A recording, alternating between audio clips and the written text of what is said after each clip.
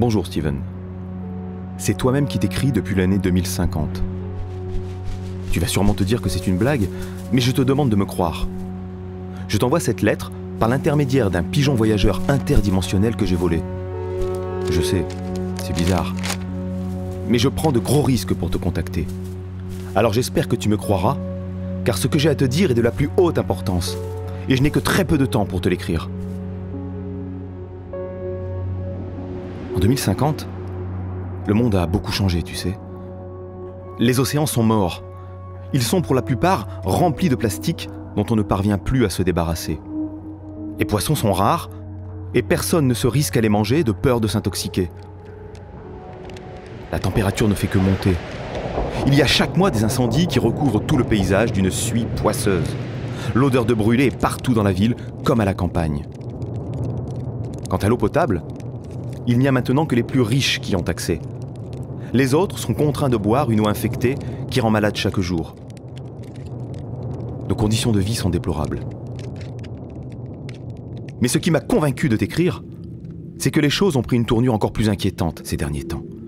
Et je te demande de lire attentivement ce qui va suivre. Il y a quelques mois, je suis allé me promener dans les restes de la forêt qui longe la maison.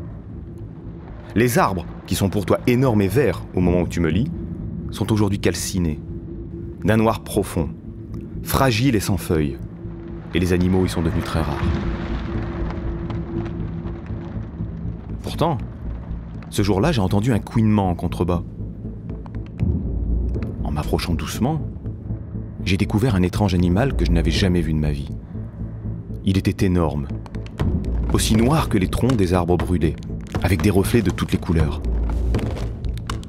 Il ressemblait à un énorme chat hirsute, comme une panthère. Sauf que le long de son dos, il y avait enfoncé dans sa chair des morceaux de plastique brillants. Ce regard m'a transpercé.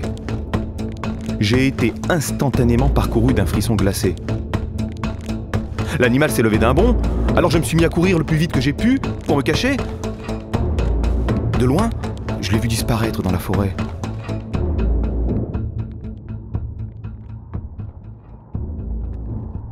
Après ça, j'ai senti quelque chose changer en moi. Ma peau me grattait énormément. Elle était rêche comme du papier de verre.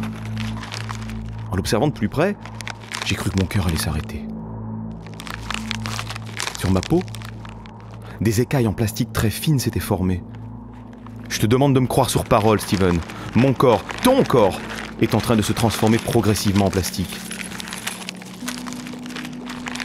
Je ne saurais expliquer comment cela est possible, ni jusqu'où cette mutation va progresser. Mais je suis sûr de ne pas être le seul à vivre ça. Et c'est pour cela que je t'écris.